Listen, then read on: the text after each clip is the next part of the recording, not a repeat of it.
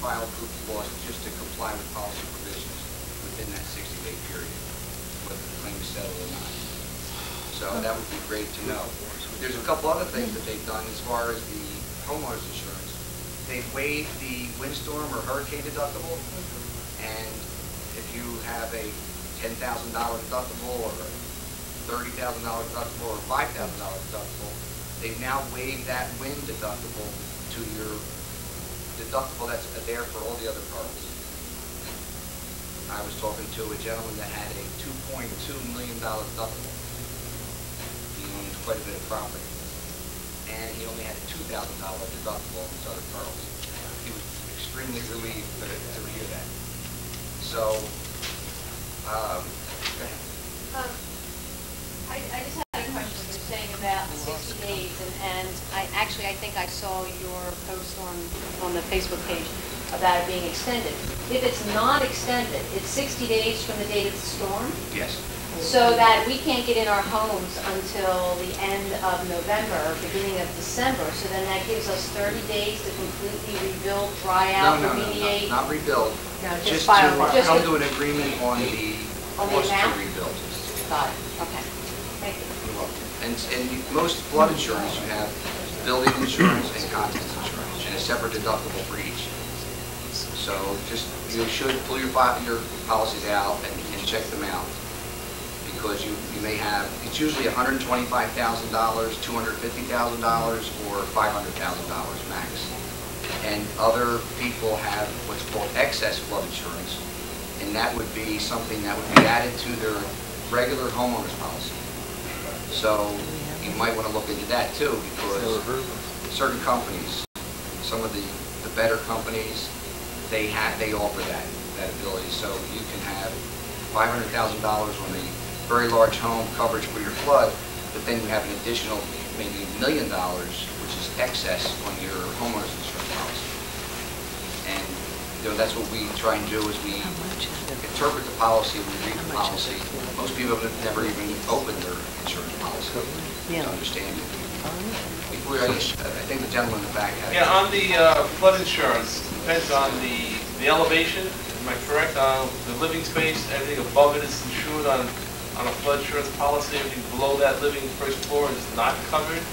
And then when you sign a proof of loss, is that open-ended? So you can go back in and supplementary, go back in to ask for other. If you can't get into the loss, I haven't signed yet. I haven't signed yet. But when you sign it, is that ended right there? Flood insurance homeowners insurance is based on replacement cost value less depreciation, which would be age and condition of the building or the contents. And that is usually a recoverable depreciation. So if you settle a claim for $50,000, they hold back. Holdback is just a slang term that's used within the industry. They depreciate at $10,000. You get $40,000 up front, and then when you complete all the repairs, spend the $50,000, submit it back to the insurance company, then they issue that $10,000 to you. So that's homeowners. Flood insurance is not replacement cost, it's ACV. So take the same formula, you have replacement cost coverage, less depreciation equals actual cash value. That's all you get on flood. So basically you want to try and negotiate a smaller percentage of depreciation than what they're offering you, because you will never get that back. How do you do that if the home is an older home? I mean, is that part of what they consider, how old the home is? Or? No, it's basically how you maintain that home. That's how they base it. They could depreciate an old home. I mean, I've seen homes that are hundreds of years old and they're in perfect condition. They're built better than our homes usually. So it's like when you bought your carpet. When did you just repaint? When did you wallpaper? It's those types of things. Siding, roofing, more so than the age of the home. Yes. I've just recently heard of this proof of loss statement. We've been in touch with our insurance, our flood insurance company. No one has used that term. Who originates a proof of loss, whatever it is? Well, the insurance company they have proof of losses, forms that they submit to you with the dollar amount that they are willing to pay. This is after the adjuster comes? is it? Correct. Oh, okay. That's what I didn't understand. We have Thank proof you. of losses at our agency. It's the same proof of loss, basically. It has to have the same language. But when you sign a proof of loss and submit it, generally it's binding. Yeah. However, there's always supplementals, but that only applies basically to homeowners and commercial insurance, not necessarily flood. So you want to try and make sure that you get everything you can on your flood damage. Is it worth having a public adjuster come in private for yourself against insurance company adjuster? In my opinion, over the 28 years, absolutely. He's an The adjuster. Insurance public adjuster. Actually, they're working, you get your own private adjuster, he's working for you against the insurance company. Well, it's not And against, he they makes work, money, and he makes money by getting you more dollars for your loss. and they So it's actually worth work, it that way. they work together. I think it's pretty amicable. I think, It is. and statistics will show that when you use a public adjuster to represent you in the claims, you'll typically see between 30 and 50% greater from the insurance company.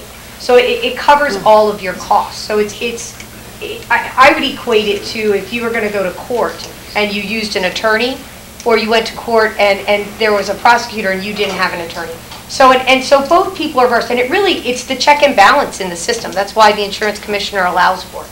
You know, without the public adjuster, it's you on your own, and that would be how well you know your declaration page and everything that's written within that policy.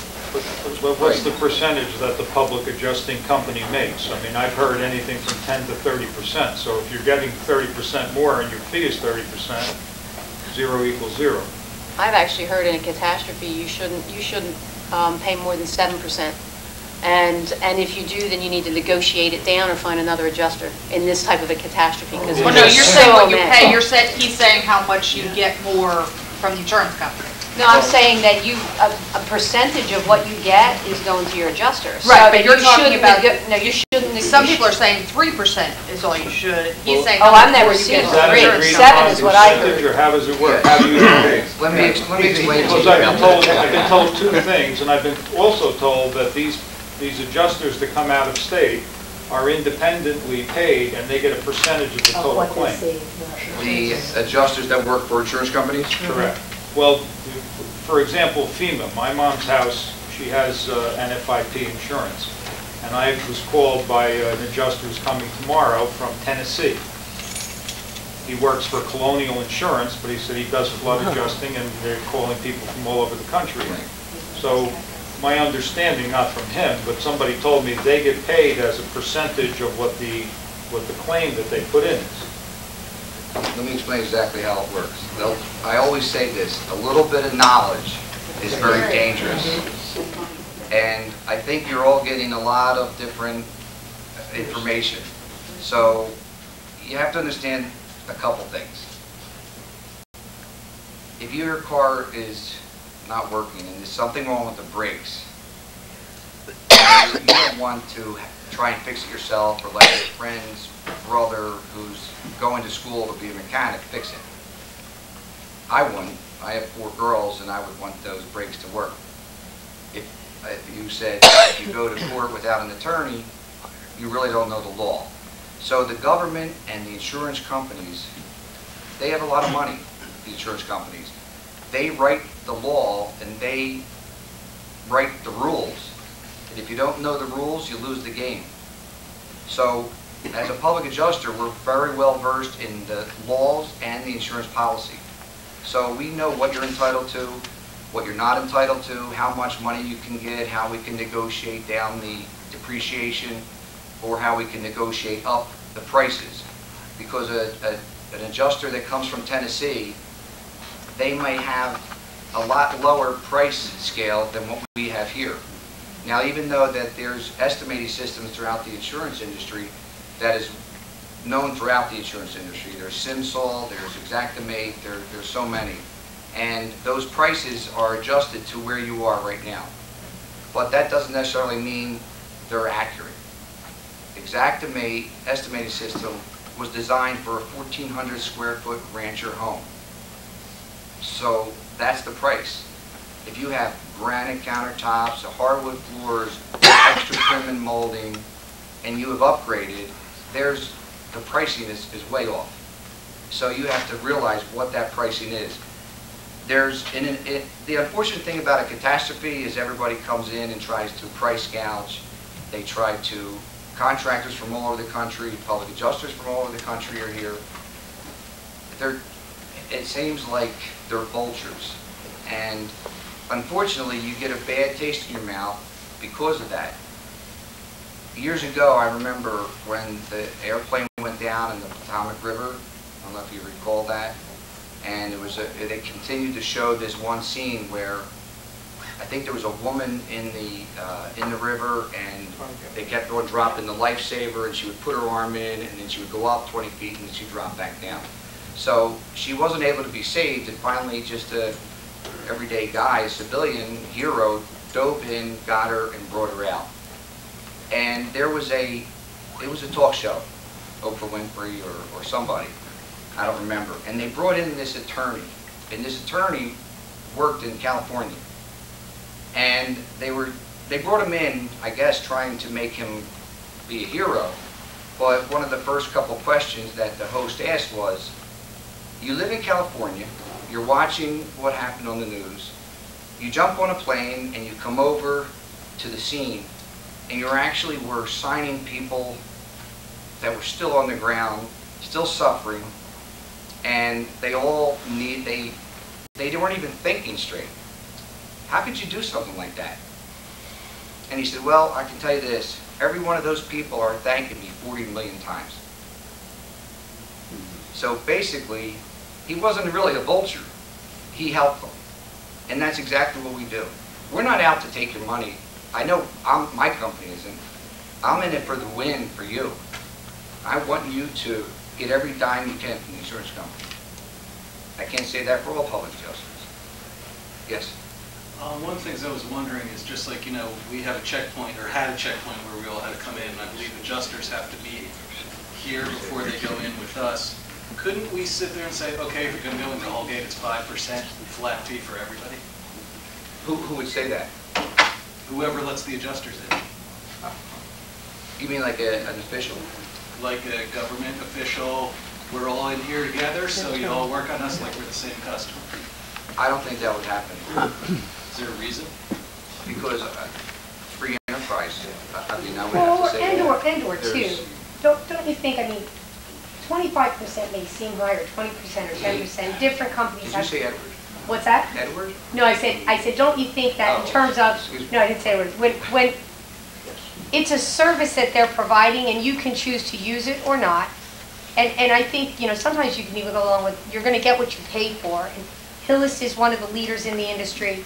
Metro is a very good firm. I think, talk to other people that have used it. What you're paying for. What's that? The trouble with gouging is you don't know when it's going to happen to you, and the idea behind gouging is you don't get what you pay for. Well, and that's why there's, what does your firm charge typically? 10%. 10%. Metro, the bigger the claim, it's a sliding scale. They'll go anywhere from 25 down to 10%. Do you work for Metro? I work for Metro. Are you a solicitor or? I'm a claims rep.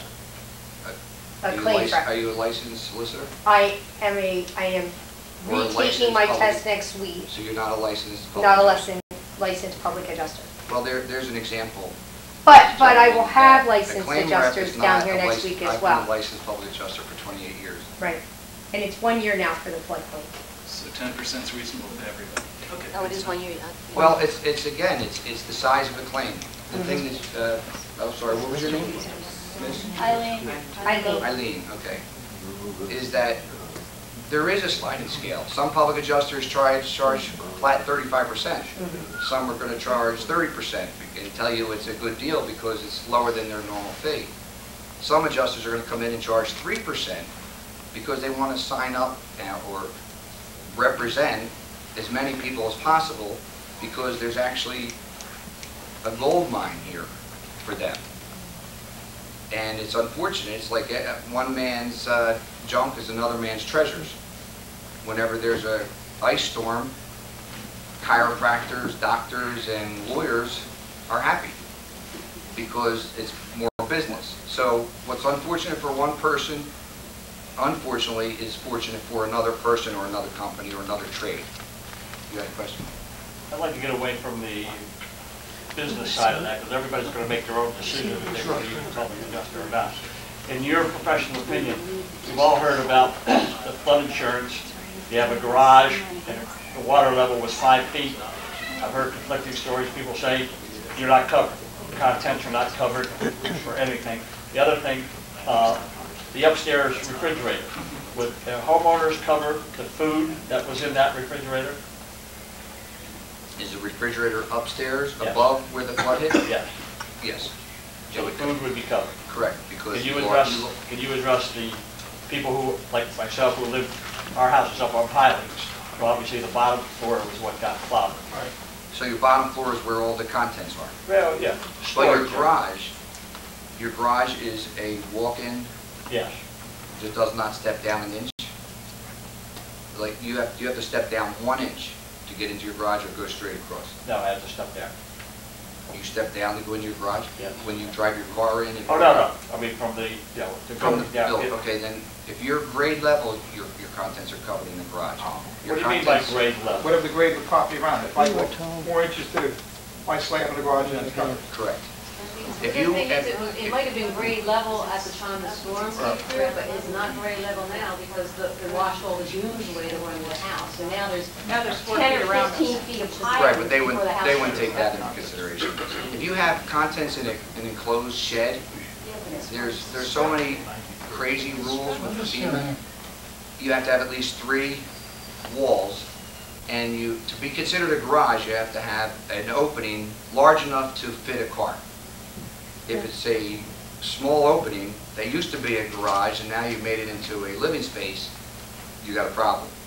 So a garage that has a space large enough for a car would be covered, and the contents would be covered, and a shed with all your contents would be covered. All your contents outside, lawn furniture, barbecue grill, is not covered in the flood.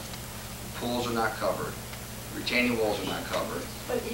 What about all the stuff that Yeah. you brought into the garage space, the storage space, like we brought it's the inside barbecue grill and the kayaks and If everything? it's inside at the time of the storm, it's covered. It's covered. Some would that include, like most people have storage areas, that would include the sheetrock in the storage areas probably? Is it above grade? Above grade. So the It's two-car above garage grade, with the garage, and the with storage area sheetrock, right and we inside, stored yes. everything in it, got 4 feet of water, flooded it all If out. it's below grade, here's what happens in a basement or below grade in your home. You're covered for these items. All your mechanicals, your electric, any other types of equipment, pumps or whatever you have in there, salt, water, hot water heaters, a washer, a dryer, and a freezer. If it's a refrigerator freezer, you're not covered. It has to be a freezer.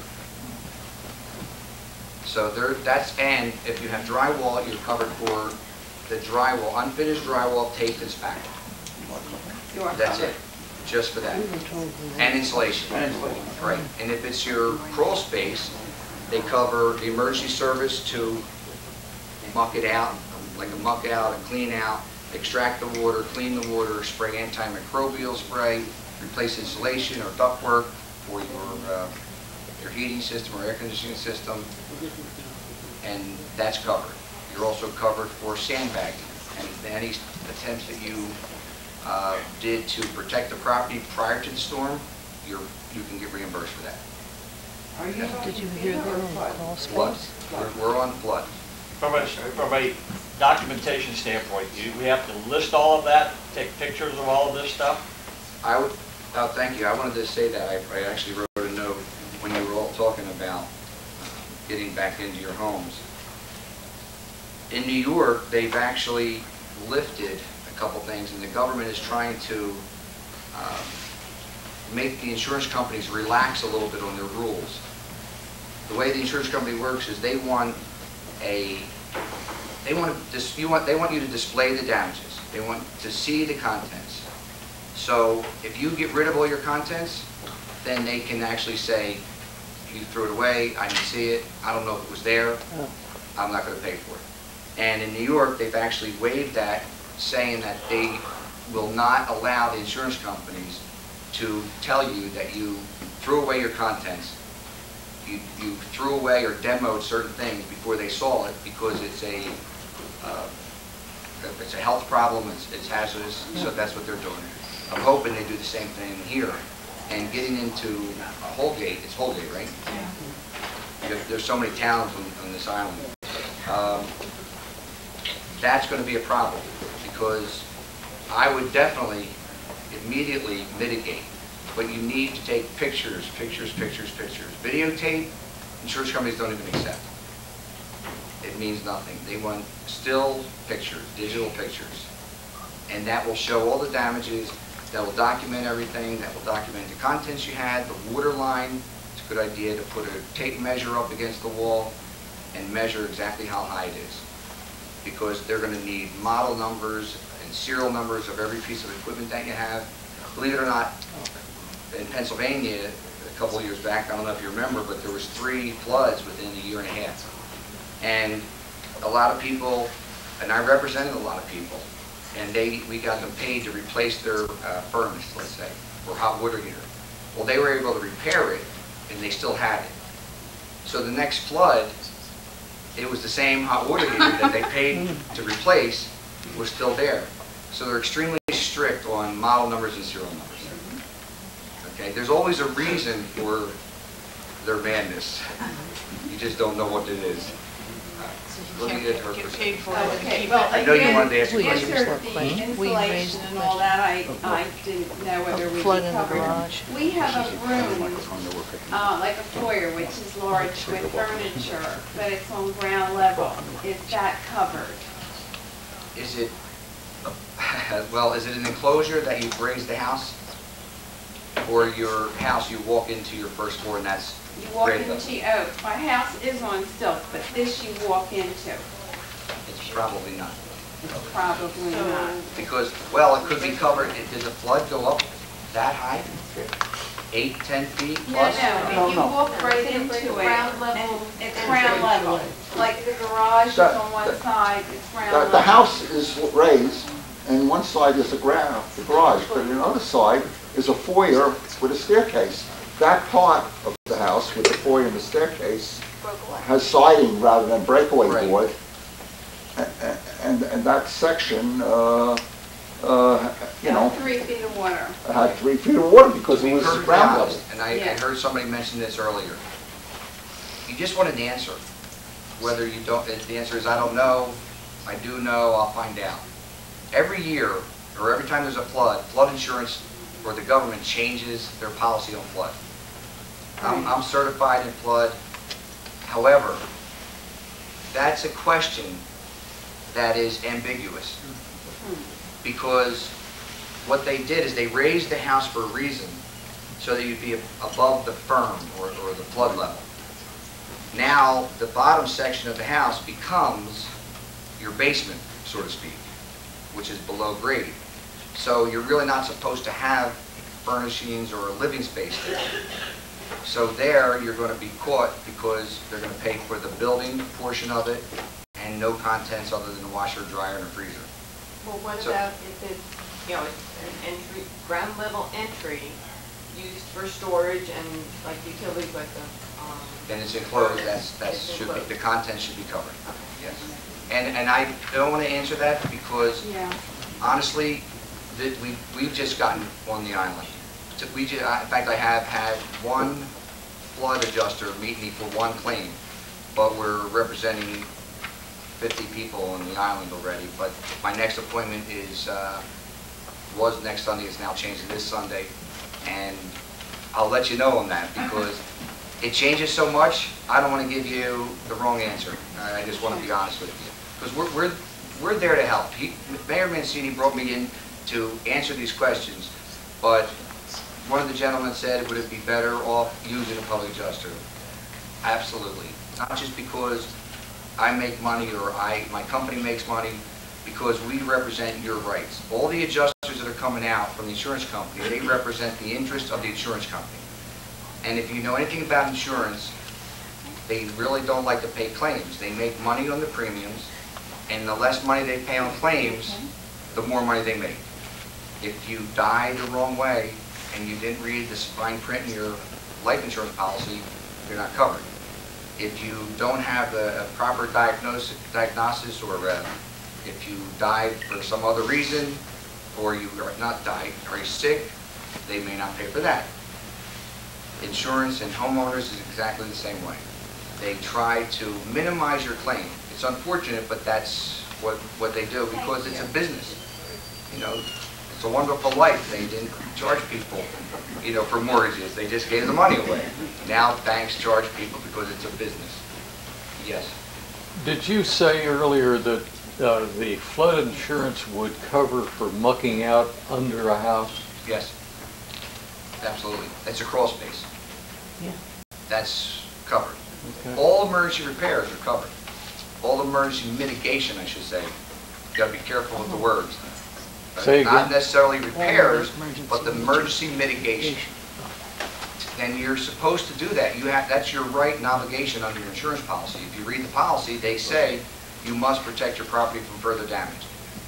Right now, if you're living up in Holgate, you've got an issue of mold, but I got to tell you something. You are so fortunate because of the weather. I don't think any mold is going to grow. It already is. Oh, It is. The difference between Friday and Tuesday of this week is stunning. I was absolutely amazed at how quickly it's going, and it's salt water too. So that kind of. Right. I'm a little surprised, but we've been so busy, and there's so many contractors trying to help out. And again, I don't want you to feel bad. These people are helping out. They're really trying to help you. And I don't think most people will be able to do the work you got to do to clean everything and gut your house, take out all that heavy stuff, and put antimicrobial spray down. But these restoration companies, we have an office in Florida, and there's several companies, restoration companies, and one of the best companies that we use is Florida Mold Stoppers. They're certified with mold. They're mitigation and restoration companies. We called them and asked them if they would come up, and they brought 20 teams of people up here to help. So, I just like to ask, Keith is actually here. I just want to ask him that question. Are you finding mold growing now, Keith? Yes, I am. So even though we have such cold weather, there's still some mold growth. Yeah, unfortunately, once you have the moisture, the houses are still warm inside.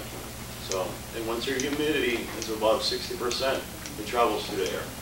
So yeah, you're still going to get mold growth. Is there a difference between the mold that we see on the wall and the mold that actually is a problem for the future for health purposes? Well, it develops in different stages. There's over 2,500 different kinds of molds. Because I did obviously saw mold when I was there last Friday, and then it's grown more since then. Right. I've also now noticed this was all the ground floor where we actually had the 4 feet of water. Right. When I left on Tuesday this week, now I'm noticing moisture on my windows on the 2nd floor. Right.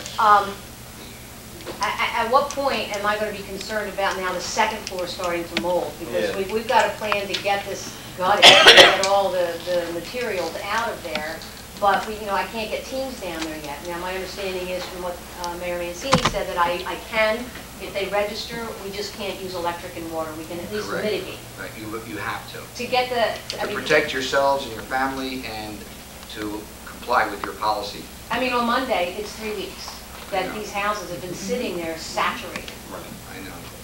What is the likelihood now of the 2nd floor having an issue? Right. Unfortunately, after 48 hours, mold and bacteria can grow and replenish, and grow out of control. And mold is mostly airborne also, which you don't realize. And what they try and do is they mitigate the damages, mitigate the mold, and get rid of it. And they've got to wear special suits and masks, and you don't want to be there near that. But they also, it's very important that you have to now clean and deodorize and scrub and sanitize all your ductwork, because now the mold has been airborne, it's going through your entire house.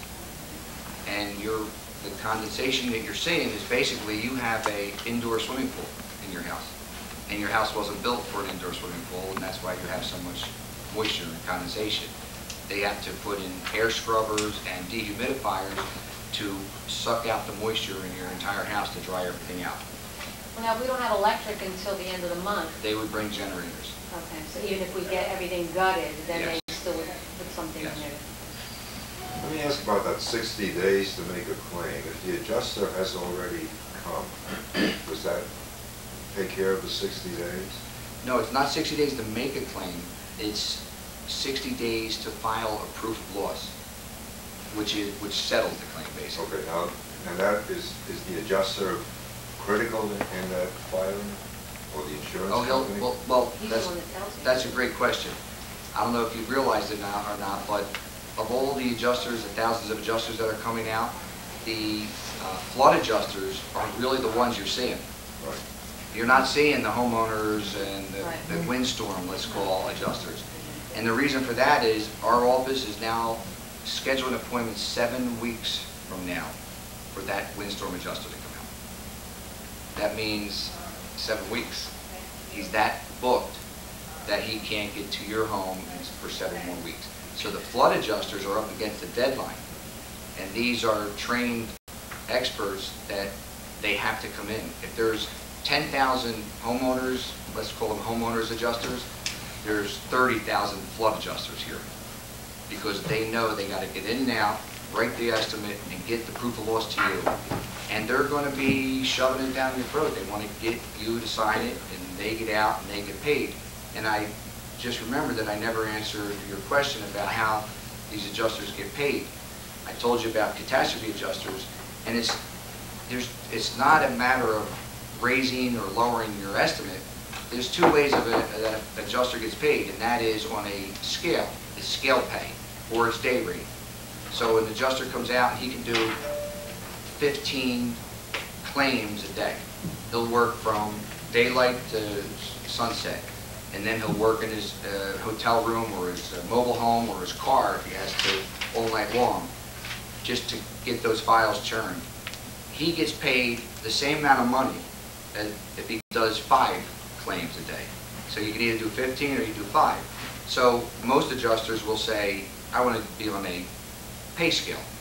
So he gets paid a percentage. It's not even a percentage. It's if the claim is $1 to $5,000, he gets $200. If it's $5,001 to $10,000, he gets $275. It's not as if that. It's just a scale that they pay. So he's not trying. So he wants to get paid that because he's going to try and do 15 a day. So the information you were getting was just a little bit off. There's just 2 ways of getting paid. But that's an outside, independent flood adjuster that's called in from the insurance company. We get paid Somebody was a explaining percentage. to me that it's not in their best interest to undercut the price, or to undercut someone like you, because they're getting paid a percentage. But what you're saying is, it really doesn't matter. They make a little bit more based on the scale. It's not a whole lot more. But they're going to go by the code of what FEMA tells them. They can Correct. afford. But if there's a representative and a public adjuster, that public adjuster can push them a lot further. Right. And they can justify their numbers a lot better, which raises that claim, which raises their fee. Can I ask you a direct question, Mr. Hillis? So I want to hire you tomorrow. This is my mom's house. She's 93 years old, permanent resident. She's been displaced. That's a whole other story, whether they pay for her housing or whatever. But I have a FEMA flood insurance adjuster coming tomorrow. I have the homeowners adjuster coming. And I have a FEMA investigator, disaster investigator, that's what he calls himself. He's coming tomorrow. So is it a good idea if I'm hiring you for you to be there when they're there tomorrow? Sure, we'll be there. And is it a bad idea to have all 3 of them together? Yes. It is. Well, unless you have 3 people following around the house and pointing out damages.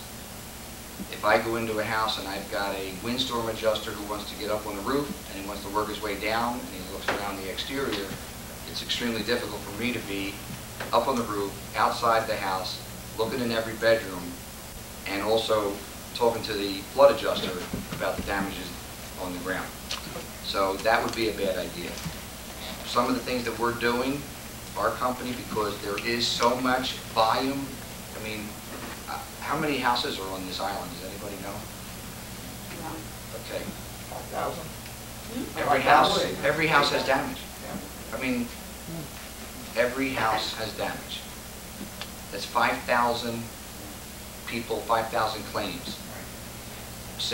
Let's say everybody has flood insurance and everybody has homeowners. That's 10,000 claims because it's two separate adjusters.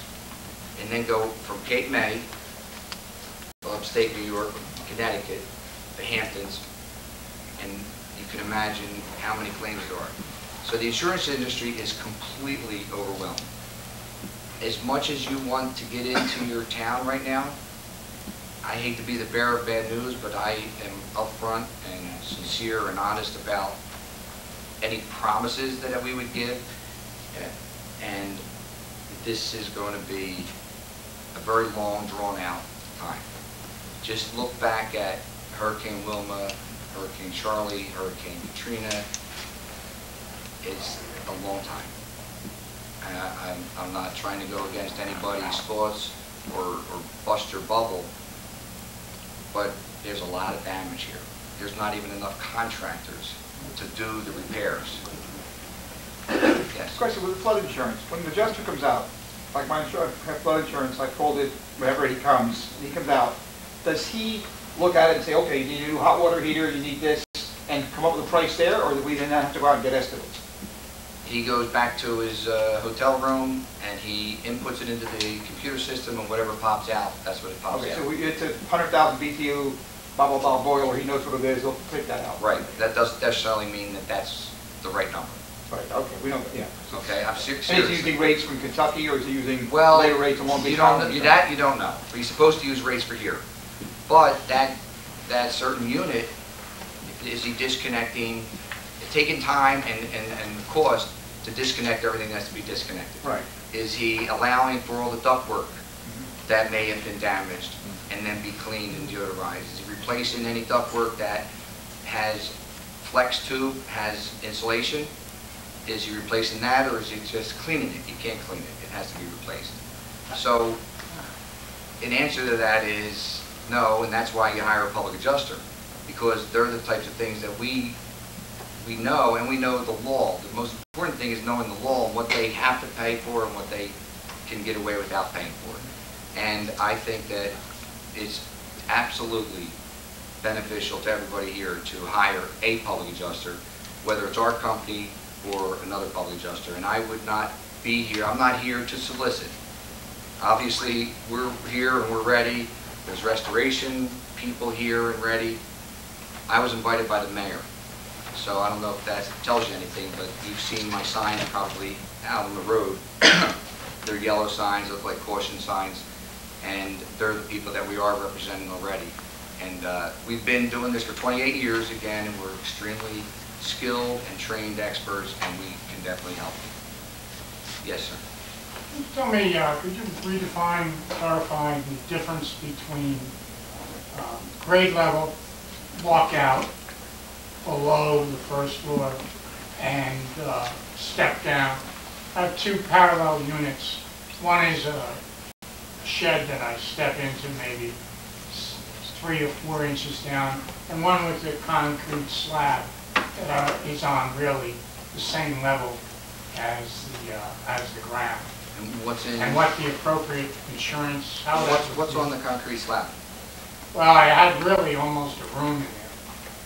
It was insulated with drywall. That is grade level. That's covered.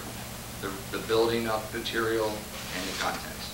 If you step down, the unfinished taped and spackled drywall, mechanicals, electric, and that's all that's covered, and clean up. And the shed with insulation in it, the insulation removed, is that covered? Yes. Flood is such a strange animal.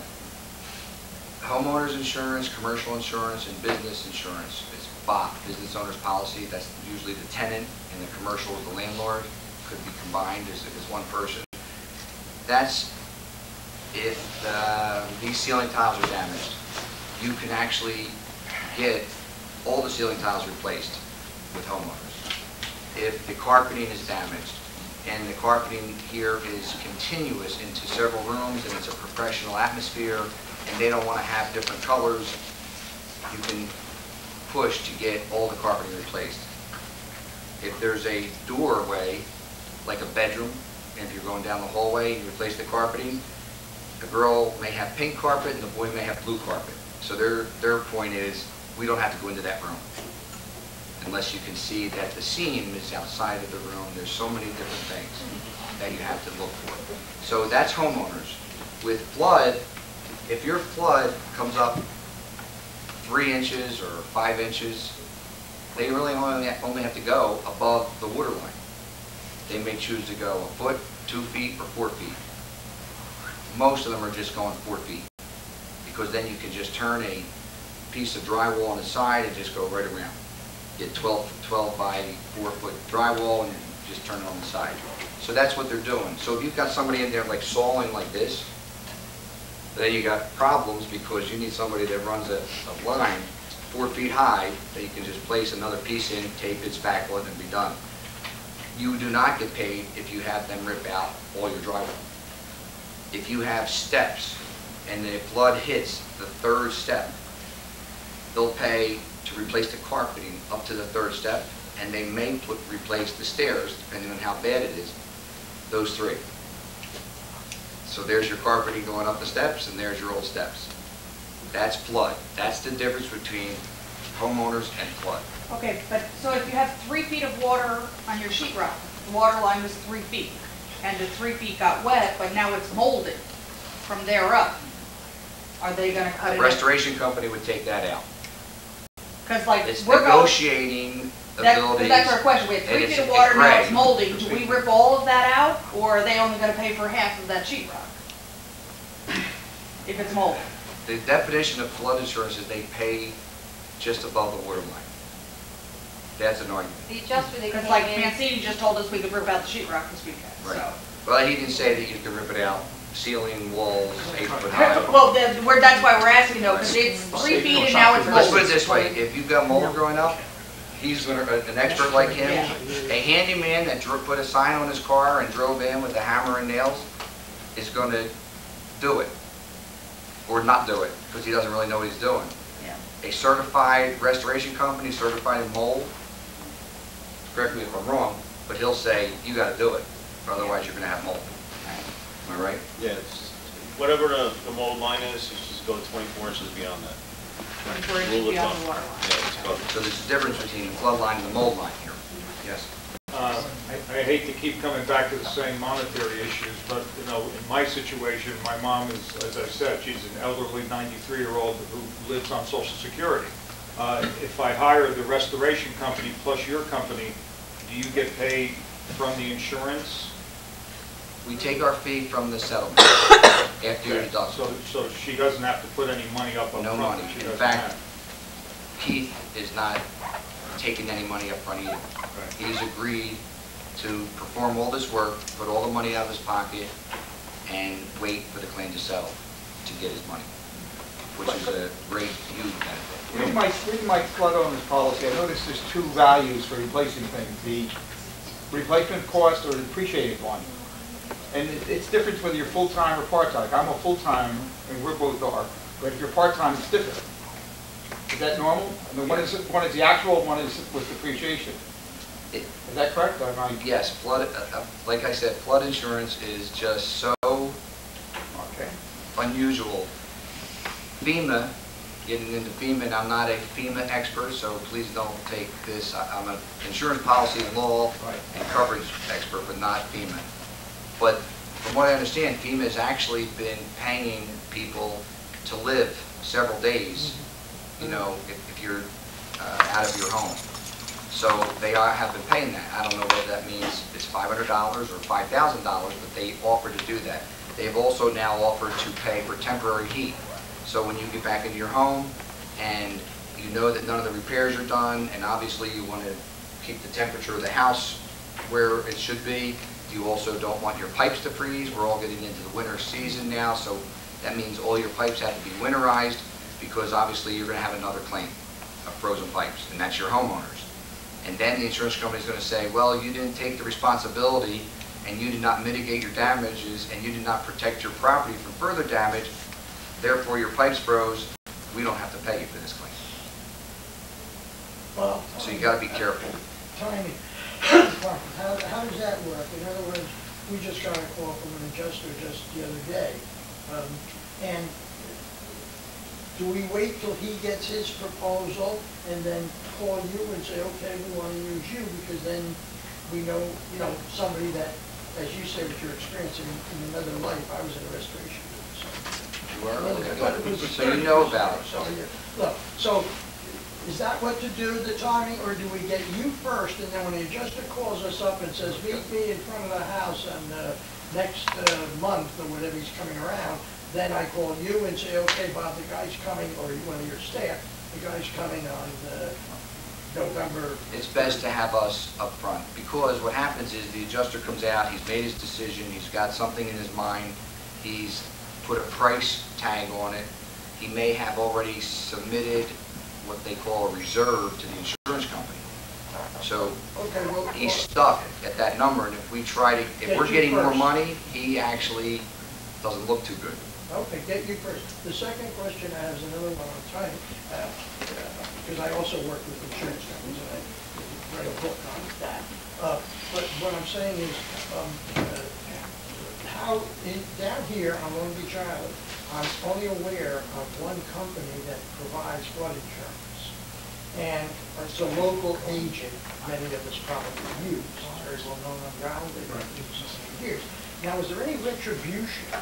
Well, I say, you use the public adjuster, and is there retribution? Next year, your fee goes up enormously because you become adversarial. Or they say, we're not going to insure you, which has happened to people on our street. So, how does that work where we don't become adversarial? The insurance company basically is not supposed to or allowed to raise your rates or drop you for filing a claim. However, they can do whatever they want to do. And if you don't know your rights or the rules, then you would unfortunately become a victim. You get victimized twice. You're already, one of the things I say is you become a victim twice. And that's unfortunate. It just happens. You just need somebody that's on your side, that's looking out for your best interests, and that's what we do. As far as the dollar amount or the percentage, we're not taking money away from your claim.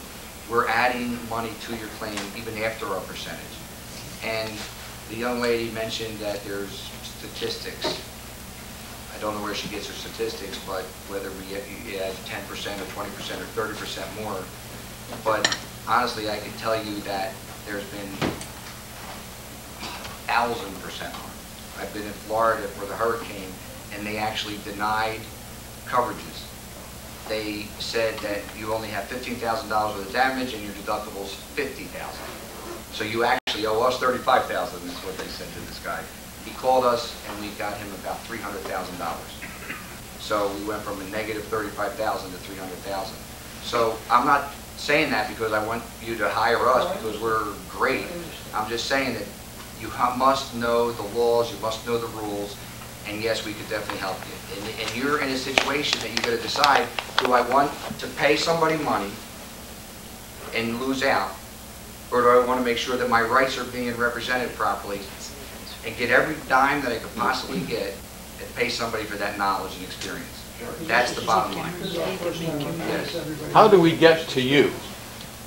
Well, I have cards. I actually have information, brochures back here. Okay. And what about... Lori just stepped out. She's going to come back in. But I wanted to tell you before... Okay, here you go. But listen, if you need to tell your neighbors about this, about us too, because this is so important. We've been through it. You have never been through it. We can guide you all along the way. We'll tell you what you're not being told. And you're only not being told that up here.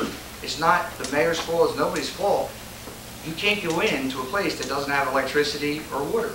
If you're renovating your house and you don't have a kitchen or a bathroom, you can't occupy it. That's just the laws. So you have to abide by the law right now. I'm sorry, just, she had a question first. Yeah, so Tuesday, the adjuster that, I mean, he calls himself a FEMA adjuster, was in the house. I don't know what that is. Well, I because guess they're trying to get in the house. It's just my opinion. We have, our clients are calling us and saying, FEMA's coming out. And we said, well, that's great. Talk to them. Apply for some help. Apply for a loan. You know, they're giving out loans. The Small Business Administration is even giving out loans up to $200,000 for homeowners and I think $40,000 for your contents. And FEMA does the same thing. They offer grants or loans at very low interest rates. So we're thinking it's the FEMA man, FEMA guy. And it turns out it's the flood adjuster. Okay, well, that's what he And I is think a they're doing FEMA that. certified flood adjuster, the IF, whatever the heck it's called, certified adjuster. Right. I just think they're doing that because they know that there's a lot of public adjusters, and I think they're doing that to get into your home and before a public adjuster gets to you, because honestly, we get more money from the insurance companies. They would much rather prefer dealing with a homeowner or a business owner than us. Okay, so I didn't ask my question yet. I'm sorry. So I apologize. he came out on Tuesday and literally like went through the house, measured everything, and then when I was driving down here, I actually asked, are you going to be at this meeting? And he said no, but call me on your way back and I'll let you know what the dollar figure is that, you know, because he's plugging everything into the computer to let me know what this amount will be. Before we do anything, since an adjuster's already been there and you said get you out first, well, he's already been there. That's so what they told. at this point, do we get what he says and then contact you and say this is what they're saying? Have you come in and look at it before? Because I got to get this mold out of there, and we're planning this weekend to start lugging stuff out of his house. Well, see, I don't want to get into anybody's personal business about what I was going to ask you your coverage, but I don't want to do that. Well, I mean, I have no problem telling you. It's my parents' house. They're elderly and they're underinsured. They've got 165 on the house and they've got 10,006 on contents. So 165 of flood insurance. 165,000 in flood insurance for the building and 10,006 for contents. And the guy, the adjuster actually said, you know, I'm looking around and I already see about $30,000 worth of contents. So you're underinsured in contents. And then he told me that the insurance company will actually penalize you if you're underinsured in contents. It's called co-insurance. And I was like, well, yeah, you know, see, they're older. They don't know. They've had this house since 1968. There's one other thing that I'll insure it. tell you, that we also help and advise people.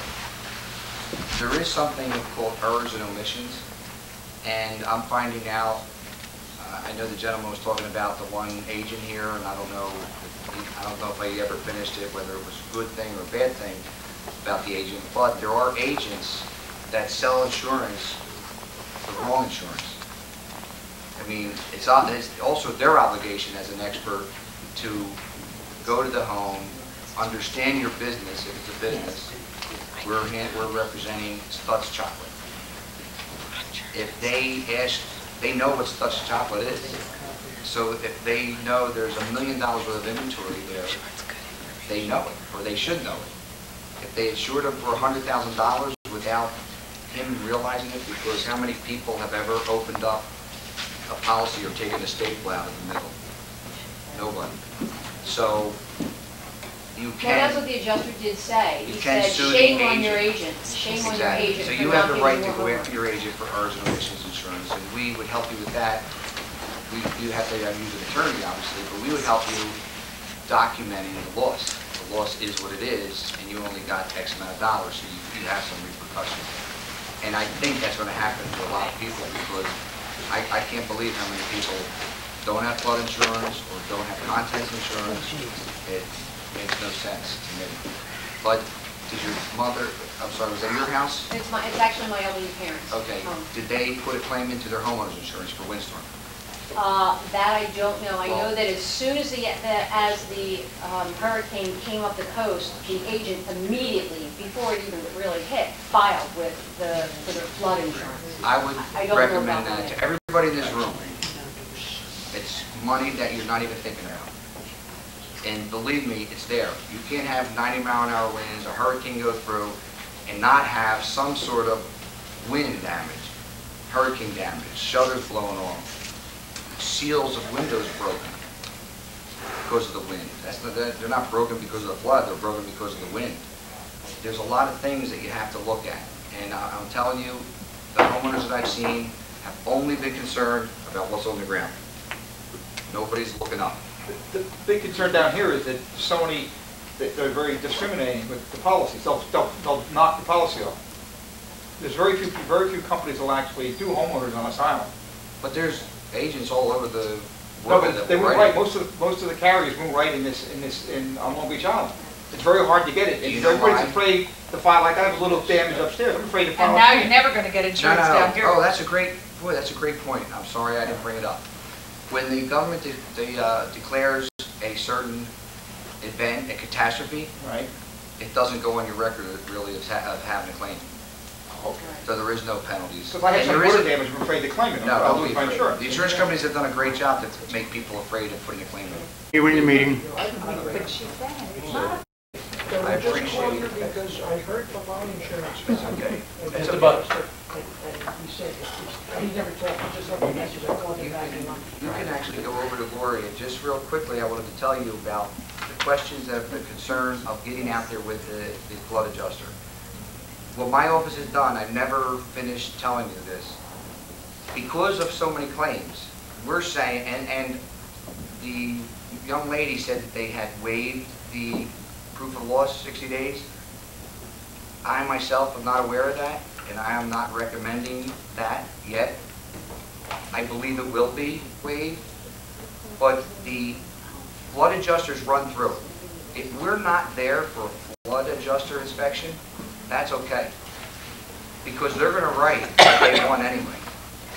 We're going to be at your home many other times with other adjusters.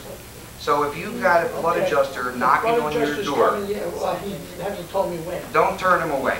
I mean, I'm trying to tell you something that goes against everything that I believe. But how long did your flood adjuster stay at your house? He was there maybe 20 minutes. Okay, 20 minutes. Ours was 5 hours. Mine was 2 Well, hours. then you got a decent flood adjuster. I had 2 hours. Okay. No, they had I have a very small Go house. see Lori, and we have paperwork and Less than that you sort can of sign. But Well, there that's were two good. guys, one was working the outside, one was measuring the inside, Again, and just remember- trying to figure stuff out. And Right, they're there to see as many losses as they can and go back home to their families in Tennessee, Texas, wherever they're from, California. Let me ask Oh, you, that's good. If a restore company says he wants 50% down in advance, Who says it? of the restoring guy, Then don't use them. the green trucks, Do not. Is that CertPro? Yeah. What's that? Let me tell you something about, well, I have to be careful what I say. Don't say anything. So here, talk about this. Let me make you some money. So That's what we want to do. Will you see all of us tomorrow in Holgate? Can you have your people see all of us tomorrow in Holgate? Are you all getting in? We're all getting in for 2 days. Saturday and Let's make him some money. So can you see all of us? Because let's get serious. Okay, no, listen, we have contracts and paperwork right here that you can sign. You email us your policy, we notify the insurance company, we're representing you. If you get a phone call from an adjuster, you send them our way. If you get an appointment set up, if he calls and says, I'll be there between 9 and 3, you want to wait between 9 and 3 for a flood adjuster? No, you want to have an appointment. So you will get his name, his phone number, the company he works for, and his cell phone. You call our company and you tell us that. If he shows up at your door, if that guy can get in a window, he will, because he's going down the street. So I'm actually waiving our regular procedures as a public adjuster and telling you, let these flood guys in and out, because it's not over till it's over. Let him get out there, let him give us a number. They'll most likely waive the 60 days. we will request that undisputed amount of money. You have money to start all your repairs, and we will continue to negotiate as long as it takes to get the right number. So that's my suggestion, is how you do it. So I would let a flood adjuster in. Now, are they because letting you don't want to hold anything up. Pardon me? I know Mancini brought you into here. Is he letting you into Holgate other than like this weekend? Yeah, I'm sure. Because the other adjusters, they've been making the homeowners meet the adjusters in Beach Haven and then go down. Sure. And we live 2 hours away. On a public day? These are 2 public days. No, not on the public day, but on other days, like during the week. Like if an adjuster wanted to go, right. The homeowners had to meet the adjuster in Beach Haven. The adjuster had to get in the Not on car public day. with the homeowner, get the placard, and go to the house. Bob, on this weekend, are you open? Do you have enough people on the ground to People are go with us? soliciting. Yeah. Pardon me? Do you have enough people on the ground to go with us tomorrow into Holgate? If we could meet up with you guys somewhere? Do you have enough of your people here, somebody could go with us to each house? Sunday, I'll stand in line. How many Saturday guys? and Sunday, both days. Sure. I'm telling you, I have paperwork right here to sign. I mean, And it's if all it's up to 25 you. of us sign up, do you have boots on the ground that you go with us tomorrow? We probably I have. mean, my flood How many adjuster people do you doesn't need? come to December 4th. Screw that. I just want to have you come look What's immediately. December 4th? That's when my flood adjuster's coming, December 4th. See, We're just. going in, treating for mold right away, get them in good shape. Okay. Gutting Yeah, everything, stop the mold. you need to do the mitigation. Forget Without- about when yeah. they're coming. Listen, I hate to take money away from you now, so should we open our windows or not? Like go in there, everything's sealed for the hurricane. Oh, Should we go open, like crack every window? Should I break every window? I mean, what should I do? There's no electric, correct?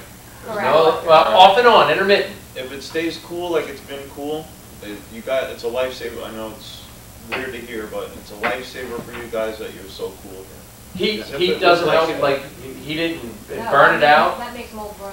What does? Unless it's heat, unless you have. Exactly. That's why you're so lucky that the temperature went down right after So the open hurricane. it up, dry it out, just pay attention to the weather. If you see rain coming, close everything back up. What about we spray this mildew stuff on it? An hour and a half away. We did it originally. We did it last week. Last week we Okay. committed down to. Did you rip everything out first? No, we Didn't pulled do out the carpeting, we ripped out the carpeting, we ripped out the mattresses and everything, we sprayed down the walls with, The walls may with not bleach. be a problem. If it was wet and they It have. was wet, but it was all we could That do may because be they a weren't problem. allowing us to do it. What in happens the is drywall is like a sponge. Right. It wicks the water up. Right. And it gets into the So drywall. all we could do and was gets rip out the weakened. carpet and spray down the walls with bleach because And it by the wasn't way, letting you're us do that. entitled to getting reimbursed for your work.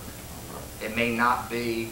How much $1 per an hour can we put in for? Yeah. They want to give you like $8 an hour. Question. You know. Who pays it? Well, we can get that for you. After you settle, prove loss, whatever it is, and you say, okay, it's $32,000 to fix it, they don't get involved in the actual hiring a contractor. No. Basically like a car company. I They would give you a highly check. recommend that you do not use insurance company contractors. No, I mean, you don't. I mean, so if they just give us a check at that point, it's up That's it. free You to can us to go out and you can negotiate use around. your brother-in-law as a contractor. Okay. Yes. You have the right to choose whoever you want.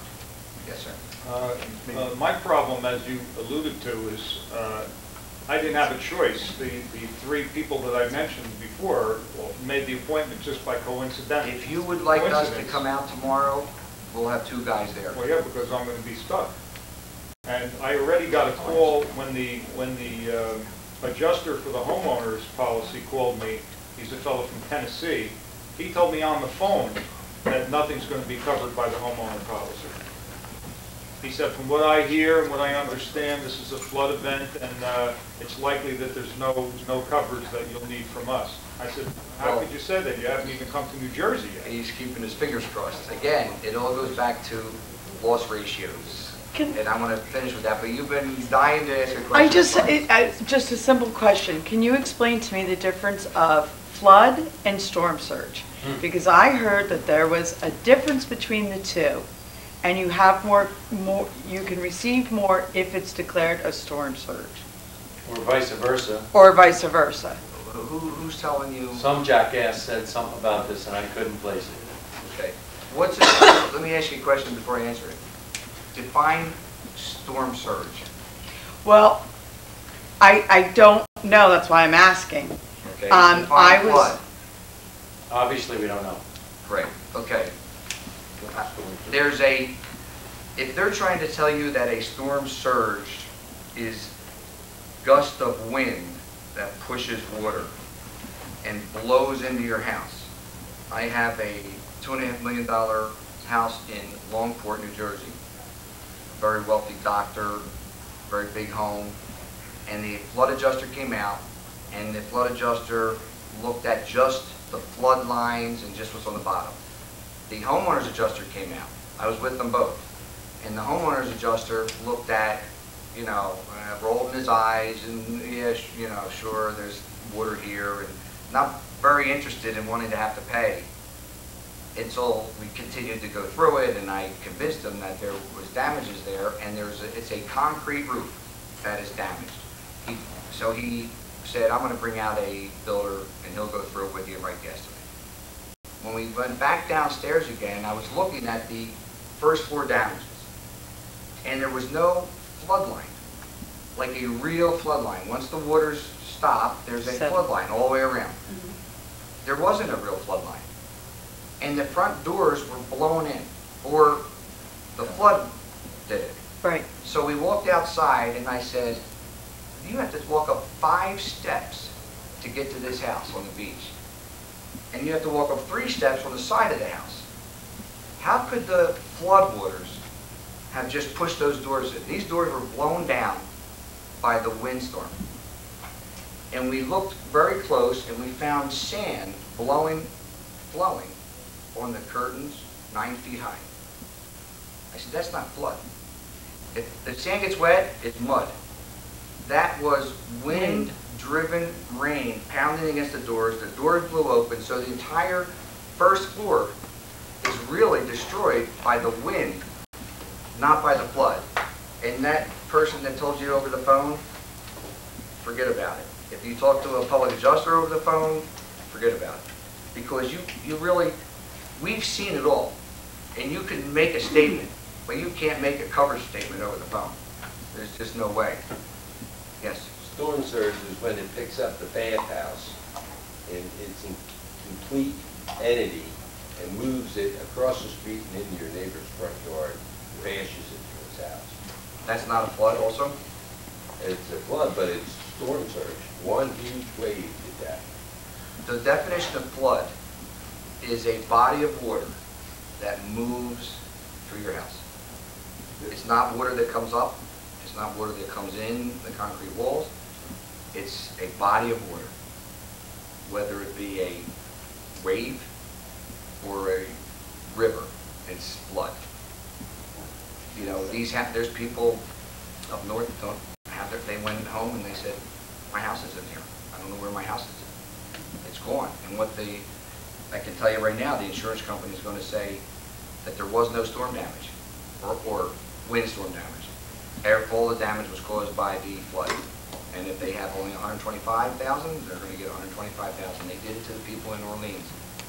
They had the hurricane go through, which blew roofs off. Rainwater came in, damaged a lot of homes. Then the flood came in and just wiped the homes out. The insurance companies decided they were paying the limits on the flood, and they gave them $6,000, $10,000, $20,000 for the roof. That was it. And that was decided on, and that was what they did. The Twin Towers, when the Twin Towers went down, the insurance, they were fighting whether it was one occurrence or 2 occurrences. Do you know why? Why? One was the impact of the plane, and then the second wasn't covered. The second one's covered, right? No. Anybody else?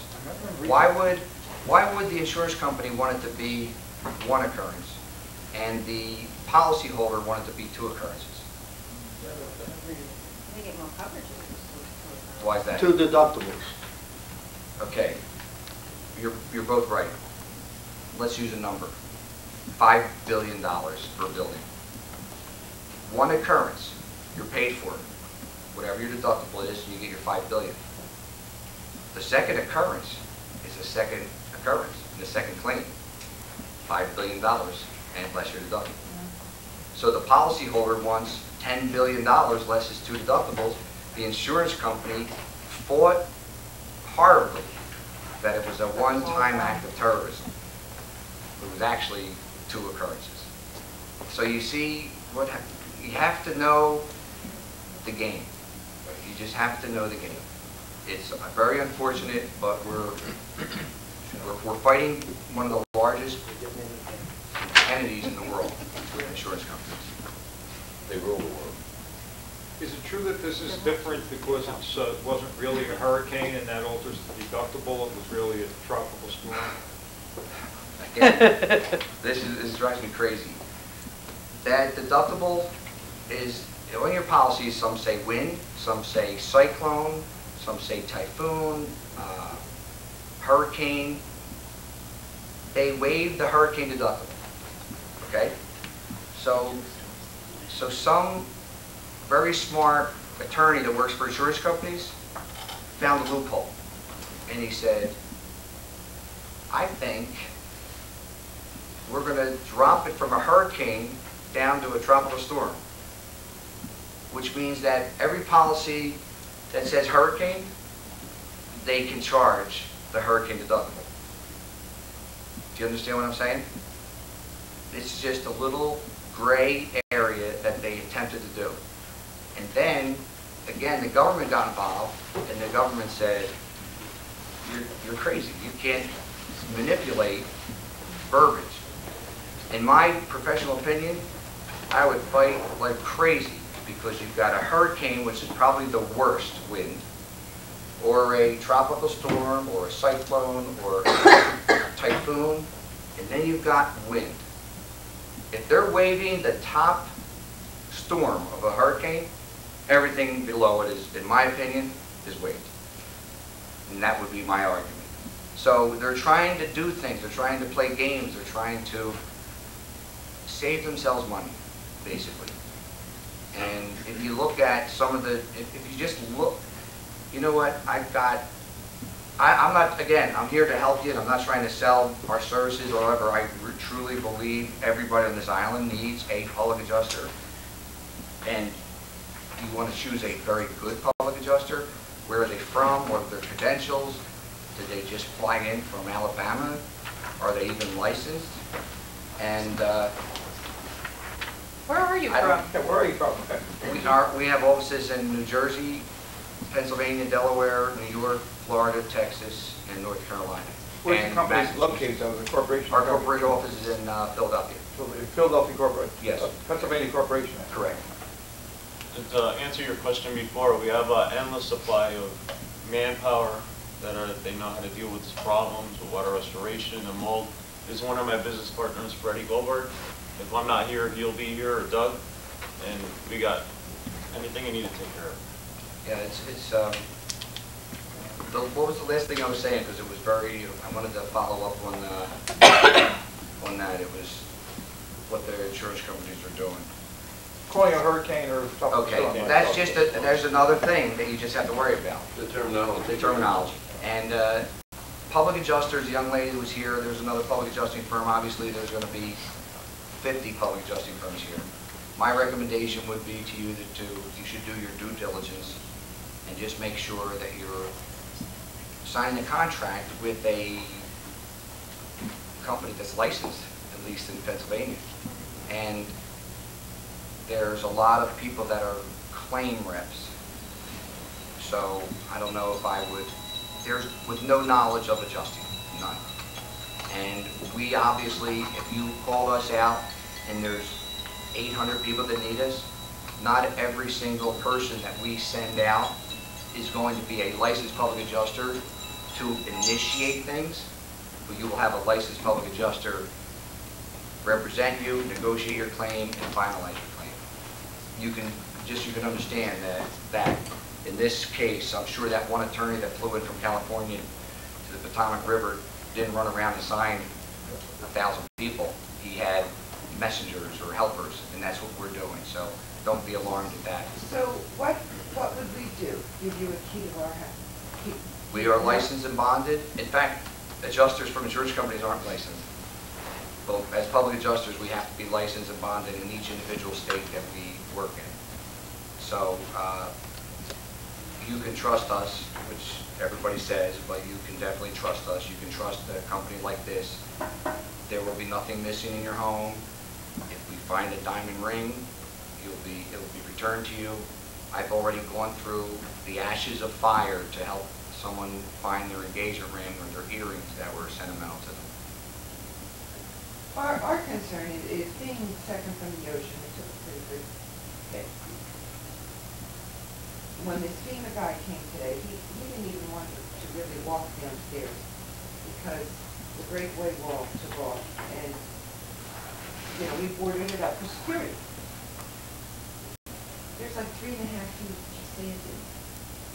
So for like your company to come in, what can you do for us now? I mean, They have to get rid of the sand. Yeah, but see, but they won't let us. I had a machine scheduled for tomorrow. And they to won't come in let you come in. and start digging that sand out. With I had a permission letter, from the letter. I had a letter from Mayor Mancini.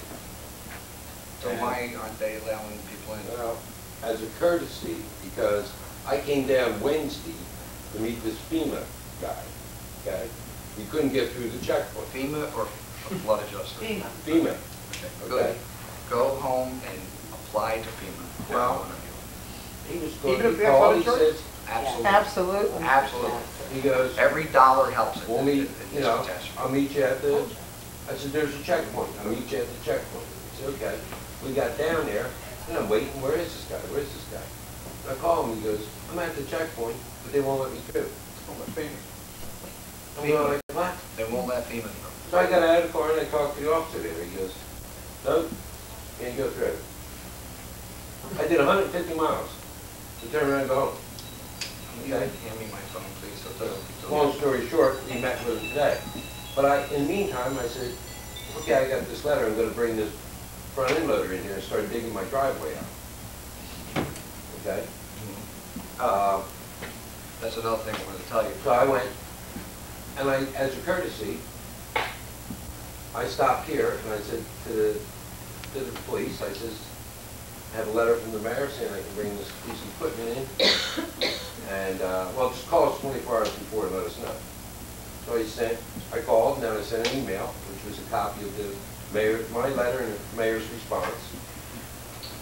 And I get an email back, absolutely not. Grab and go on Saturday and Sunday. This Saturday and Sunday's that's another grab and go? Grab and go, that's it. No equipment, no construction. How are you supposed to remediate? The update as of a couple hours ago is that it's grab and go and we can rip out sheet rock insulation, but we can't rebuild it. But Yeah, can but you I'm trying bring to in dig teams out my to do driveway, that? Let me 4 tell feet you- of sand to I get know, to my it changed house. never It's real important, and I feel terrible because things I gotta tell you are not good news. Landscaping, all the removal, the driveway is not covered by flood. But it's Well, inside he's his house. got 3 feet of sand in his Inside house. it's Right, closed that's area. what I was saying, only in the house. In the house, yeah. The FEMA said they would pay for it. For what? The cleaning of the debris in the garage. Oh, yeah, yeah, Debris in the absolutely, garage. no, I'm saying the Not the beach, outside, the In the driveway. garage, outside's not all the mine. driveway getting to the garage. Exactly. So- I've got some of those people, in fact, well, that house I was describing to you that had the windstorm, that only, you know, there's not even many public adjusters that would have picked this up. And I have learned I have a very good talent, and I've trained a lot of people. It's a gift and it's a curse because I see everything, I hear everything, I notice everything, and that's sometimes not good with people when I'm outside of work. But with work, it's an excellent trait. Not many people would have picked up that was more damaged by the wind than it was the flood.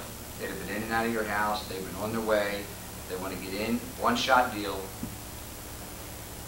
My business has been built on referrals and repeat business, and I want you as a client for life. I do not want a one-time shot. And I am telling you, No offense, but we hope this is a one-time shot. right, well, you know what? You're going to back your car up into the garage someday, and that's covered. And you're going to just have your ice line in your refrigerator break, and that's covered. That's what I mean by as a client for life. I don't wish anything on anybody, but when it does happen, you should call us. I'm not here. I'm telling you, you got to be very careful. Without saying anything, be careful of who you're dealing with, whether it's insurance companies, adjusters and what they're saying to you, public adjusters, restoration companies, and contractors and builders and what they're doing. Do not give anybody a down payment. Florida is a police state now because during the hurricanes, people would come in and builders from Arizona would go down there and they'd say, you need all new windows, all new doors, I need $30,000, which is half of what it's going to cost, and I'm going to get you on the list, top of the list to get those windows. And he did that to 1,000 people and disappeared. So do not give anybody who's an expert, anybody who's a professional, will wait for their money. That doesn't mean that you don't owe them, and that doesn't mean that if you're denied coverage, you don't owe them. You still owe them, but they will at least give you the courtesy during this catastrophe to wait. To get paid. What about these green trucks? There's so many from out of town. The Servpro. It's a national company. Servpro does a lot of work for, 99% of their work is for insurance companies. So, But all if they wanted half down, what do you say? absolutely. Hire him. No, they want- Hire somebody else. They wanted $11,000. Right? Is that because it's flood? Because I've used Servpro before with homeowners, and they bill directly to the insurance company, and the insurance company, and I never ever Flood? touched it. Is it because it's flood Yeah, that they're? and I'll tell you another thing about flood. Sir, would you like to take a brochure or something with you? No, I haven't. I Oh. just want to go to the restroom. Oh, okay. Yeah, that's probably a good idea. Right back. You ever see the movie Liar Liar with Jim Carrey? You know, he convinced the judge that, what was that? Where We were were we? talking about the fact that with like the Servpro, Yeah. they bill directly to the insurance Well, company with homeowners, here's but with why. this flood, I Okay. understand that's not the case. Here's why, and this is what's going to happen, and just so you understand. The government, or flood insurance, national flood, FEMA, whomever you want to call it, don't want to recognize public adjusters. They don't like to recognize contractors, mitigation companies.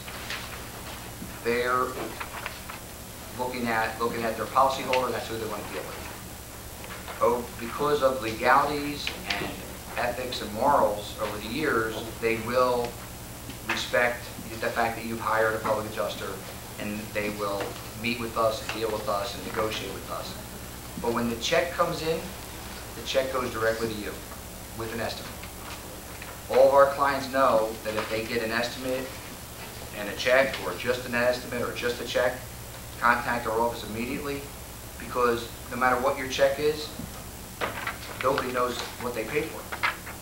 So we need to know about that. We need to get your estimate, and we need to then start negotiating. That's when it starts, the negotiations. You know, seeing what they can cover is great. The pricing and things they left out, that's a whole nother story.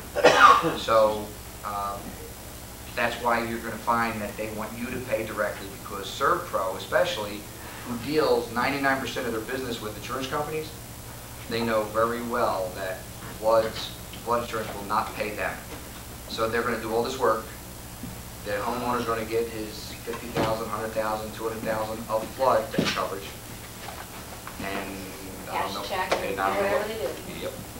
Well, the one thing, and this is what I was trying to ask before, is this adjuster that came out that says he was a FEMA certified, blah, blah, blah.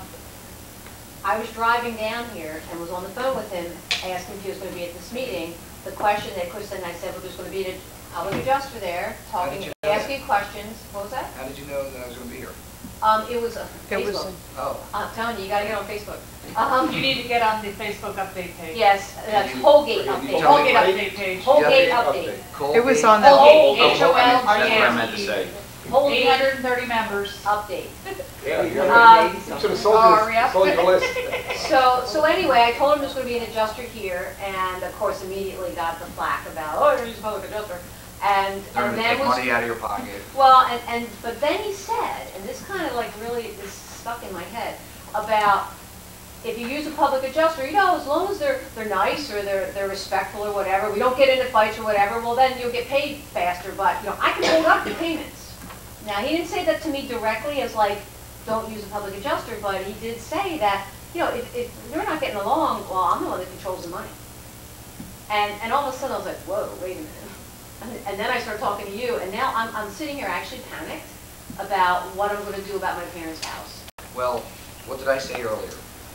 The way they get paid, each adjuster, flood or homeowners, has to justify what he's done and what he's paid for, dot all his I's, cross his T's, because a desk jockey somewhere in Washington, not state, or Florida, I didn't mean Washington, D.C., is going to review his paperwork, and they're going to say, why did you pay for that? And they're going to question it. So he's got to be able to justify it. With the public adjuster, we justify it for him. And there's more chances of you getting more money. And that was, I think, an answer to your question also. That's the difference in the pay scale that they provide.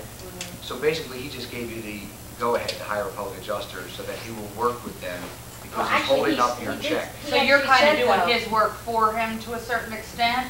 Yes. Well, he was actually going in the other direction because he said, you realize that once you hire a public adjuster, I can't talk to you anymore. It's like when you hire an attorney. The only person I can talk to is him. I can't talk to you anymore. We are representing you.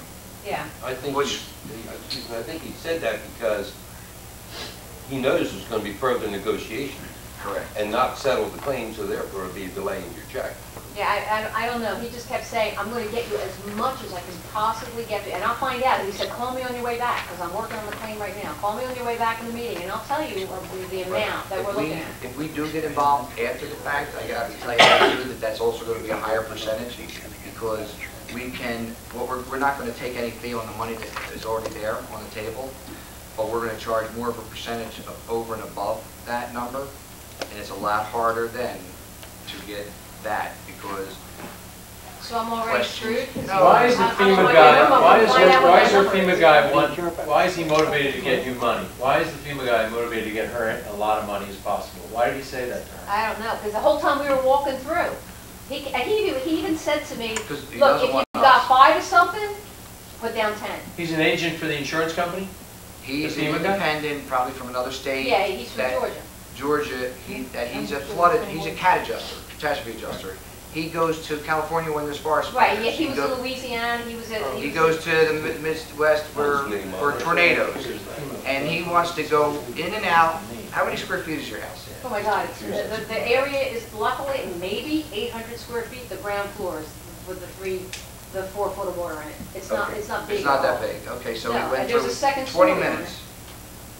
I mean, did you see everything? Is the foundation cracked or damaged? It's on a concrete slab and it's a block house. Right. So we don't know until we take the sheetrock off because it's got wood around it. Is he going to pay? Is he going to include in his estimate the mitigation cost? Is he going to include your sandbagging and boarding up fees? Is he going to give you overhead profit from an insurance company? I mean, from a contractor? Well, she already knows that she's underinsured. Yeah. So even if they throw everything at us, she may not. There's nothing that we can do. We don't want you to get your policy limits and then us take some money. That's not our goal. You have to understand, if we're representing you, that we're in business to help you. I mean, we are sincerely out to help people. That's what I enjoy. That's what we're there for. Me and all my adjusters, we handle every claim as if it's our own house or our own business. And you're not going to get any more money from anybody else than what we get you. So I can tell you that over the years, it's always more money. You can find out by having him give you the estimate, and then you can hire us. But either way, it's worth it because we protect your rights. Well, see, and I can't even sign a contract with you because I'm not the owner of the home. I'm parents are. So I have to, I guess. We could email it, we could fax it. Like I said, we're trying to expedite things. You got to understand. I mean, I would get everybody's email or fax number and just fax it. Here's my deck page or my policy. Here's my pictures that I took 3,000 pictures of. With a picture, it tells 1,000 words. We know the claim. There isn't anything that we haven't seen in 45,000 claims over the years. So then we know what to do and come out, and we'll be out there. Everybody's here puts a flood claim in the homeowners, please. because you're going to be surprised at the extra money that you can get. Do you That handle, you're entitled to, that nobody will tell you. Did any of your flood adjusters tell you to do that? No. Okay, I have a last question about your service, and is that always covered? Mitigation is always covered, because you have an obligation when you buy an insurance policy, you buy a contract. And the contract says clearly you must mitigate damage and protect your property from further damage. You must do that. And if you don't, you've got problems. And as far as the depreciation, and you mentioned being penalized, if you're underinsured, if people think that if they're overinsured, $1 million, they have coverage, and the house is only worth $400, they think their house is total, and the insurance company is going to come out and write $1 million. And it doesn't work that way. But if they have a house that is worth $1 million and only $300,000, they've got an issue there too. So whatever it's going to cost to have the moldy sheetrock, They'll cover. it's going to get covered. That comes out of the number that you have on the. That comes out of your building side, correct? Sure. So that, like my parents with $165,000, if it costs $30,000 to come in and You have- completely get everything out, then all I have is what is left of that Correct. to rebuild it. Right. I mean, that's not something that they can even argue on, because if that's what it costs, that's what it costs. Well, Absolutely. what about rates though? What if somebody comes in, one mitigation company says $30 an hour, and the other one says $50 an hour? Is there a rate standard with the flood insurance? I mean, what if, we've heard, excavation companies coming in for $40,000 removing sand from somebody's property. Yeah, so And it was like one $5,000 person got two different quotes for the sand removal, one for $39,000 and one for $14,000. If you hire, that's public adjusters for 3% and public adjusters for 10%. I mean, you get 3% of a job or you get 10% of a job. You get a $39,000 job or a $14,000 job. But in terms of the insurance company, like your services, generally speaking, your rates are something that the insurance companies cover? Yes. The insurance companies have that estimating system, and in that estimating system is rates, certain rates that you abide by. That doesn't necessarily mean that every mitigation company is going to use those rates, whether it be higher or lower, mostly higher in my experience. Okay. The insurance company says, I'm going to pay this. But that's where negotiations also come in. Yes? I'm sorry, I always forget you. I'm sorry, you're behind me. I didn't know you were hand raised. So I can see it better. Okay, I'll go ahead. just real quick, two things. Commercial, do you do commercial Yes. businesses as well? Absolutely. Okay. We do a lot Secondly, of commercial and business owners. Do you do a referral? Is there a way that I can make some money off of this too? And I can refer people and get a percentage? Actually, if you refer business to us, Yeah. there will be a thank you for you. We'll leave it at that. Thank you. I do not want to coerce anybody, I know that, but, but you'll be happy with the services and you refer somebody, there is definitely a thank you. okay. Question on the homeowners. We were going through the house today, and the FEMA adjustment was shocked at the amount of devastation. It had been in Katrina, it had been all over. He said he never saw devastation like this. He goes, I think you should be tearing your house. That's what he said. And he started looking around. We were working in the kitchen. And, he goes, I can't believe your walls aren't all cracked. Well, I started looking around while he's filling out his forms, and I've got cracks. Because my house is up on pilings. I know that house swayed largely because last week, there was 2 weeks ago, or before the storm, there was no cracks in. Right, and that's. And we found them all through the house. Did it crack or sway because of the wind or because of the flood? The wind. The wind. I mean, there's a piece of ceiling. And that's when we have to bring engineers in. That's when a piece of the ceiling in the upstairs bedroom cracked. That cracked it. Well, if you've been through this before and you have houses, down here, now it's code. They have to be up on pilings, particularly if they're on the beachfront. When all that water comes through, that house is going to settle because of all the water. When you think about it, it's all up on stilts. So when that water comes through, isn't it going to shift and either drop down or one side drop more? I mean, Not necessarily. It's not piling. Not Those necessarily. Pilings, what secures the piling from dropping into the They stream? usually go down to bedrock when they. No, there is no They go bedrock. up. It's down and There's carries no a bedrock load. in the sanding, I mean, on a barrier. They usually bury the pilings like in Florida, triple the size Time of to the- sell and rent, Right. right? The size of the length of the pole. This Whatever is what the I've support decided. beam is, Got it. Whatever Okay. your piling is. You'll be okay with that, so don't worry about that Well, I'm unless. not on there- pilings, but when they were Okay. saying about their everything crack, all I could think of is, look, if those pilings shift, your whole house is going to shift. No, the whole house was actually swaying. Wow. Because when they build a home, the architect and engineer, they develop a calculation to support the weight of the home, and then for things like that, for the ocean, for surge, for wind.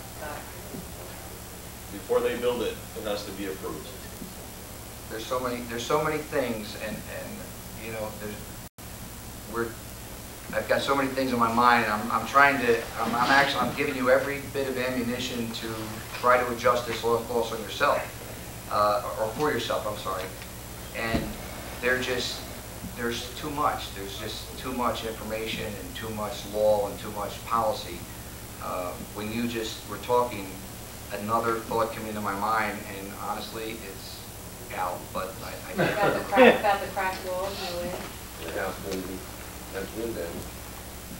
That would be Because he said that himself, because this was a windstorm, this is wind damage. This was your flood adjuster? No, the FEMA guy. This was your FEMA guy. Okay. He spent 2 hours with us. Well, is he going to give you any money, or he's going to let you know what he's going to do? Oh, I remember what it is. Excuse me, I'm so sorry to interrupt you. I remember what it is. I don't know if you understood it, but when the mayor talked to you about if your house has sustained X amount of damage, that... 3 walls, you were saying, has to be 3 walls damage. You have to rebuild the new It's like over 50% of the reconstruction cost. FEMA actually will kick in and give you $30,000 to raise your house, towards raising your house. My house is raised. Right. So that's what you were asking, and you said that about raising. So And that's the only case that they'll do it in? They won't do any less than that? It has to be It has to, yeah. rebuilt? Some of the people that I was telling you about in Pennsylvania, they had those 3 floods in 3 years. The first flood, they didn't have enough. The second flood, and by the third flood, they had to raise a lot of houses. Well, I heard that if you go through 2 floods, they won't insure you unless you raise it. Is that true? Like the third flood, it has to be raised. It depends on the percentage of damage. And that's the thing I touched on again, and like I said, there's so many things, but insurance companies say they're going to raise your rates, and I told you that this should not be counted as a claim on your insurance policy. But on any claim, just remember and think about this. They can't raise your rates, and they can't drop you. They can drop you if you walk out to the second story of your master bedroom and there's a deck without a railing, because now you're a high risk. That's something they can do. If your steps are falling and cracked and it's a high risk of somebody getting hurt, they have the right to drop you. So underwriters has the right. But just for filing a claim, they can't do it. So if they've decided they're going to give people a surcharge, if you have 3 claims in a year, so let's say the surcharge is $500 a year. For 3 years, that's $1,500. If you had a $15,000 claim that was your ice maker, wouldn't you put a claim in for $15,000 in your pocket today to pay $1,500 over the next 3 years and then go back to normal? I would every day. If somebody said, I'm going to give you $15,000 today, but you got to pay $500 for the next 3 years, sign me up. But everybody's so worried and so brainwashed. My parents are brainwashed. Don't put a claim in. My insurance companies are great. They send me a birthday card every year. Thank you. What's that? Is it true that as the gentleman was talking about the FEMA inspector, I'm assuming that's who's coming to my house? Well, you have he said he was I have a flood guy coming, but FEMA inspector is a disaster inspector. What time is your inspection? 10 homeowner's o'clock. coming at 10. They're all coming at 10. Cumberland homeowners. But But they already told us they're not covering the house. He already felt feeling that it's going to happen. Is it true that FEMA, So they're coming in with a really bad attitude already. well, it's not That's very, nice. not very encouraging, I can tell you that. Is it true that FEMA kind of steps back when you have NFIP flood insurance and homeowner, and they wait? Well, I mean, I know they're sending somebody to, he told me, I said, well, why are you coming? And he said, to assess that there is damage. Right, because if you're applying for FEMA benefits, Which I did. he needs to know that you have FEMA, you have a flood. I mean, or you don't have flood, or you did have a flood, or you had flood insurance, or you don't have flood insurance. It doesn't matter, but everybody's situation is entirely different. So whether you get $300, or you get $1,000, or you need to live somewhere else, they give you some money to live somewhere else, or if you need temporary heat. Right. So every person is different. I mean, the insurance companies, you know, it's a shame, but if you think about insurance, and there are people that are out there that do rip off insurance companies. I mean, I have been hurt in my life, and I've broken many, many bones, and my neck and my back is one of them. It really upsets me to pull up at a stop sign and look over here and see a guy in a neck brace who's whipping his head around faster and better than I can, because that happens. And then, you know, there's people at the World Trade Center that supposedly died, that were there, that weren't. I mean, I'm sure Hey, you in will. Philly, the bus has an accident, people are jumping on the bus. Right. In order to be a part of the claim, So the insurance company thinks we're all liars and all thieves, just to start off. And that's what's unfortunate, because we're not. And flood, especially, is what it is. There's some ambiguity, but it is what it is. Homeowners is what's there. And this guy who's coming out, I was told by FEMA is bare necessity, so do we need you folks for the FEMA inspection? Because I still have my FEMA inspection coming. No, if he's a FEMA guy, you don't need us. We don't need Because all he's there to do is assess what he may give you. My understanding with FEMA is that FEMA is after everything else. Like FEMA will inspect and see what the damage is. They're going to assess what insurance is going to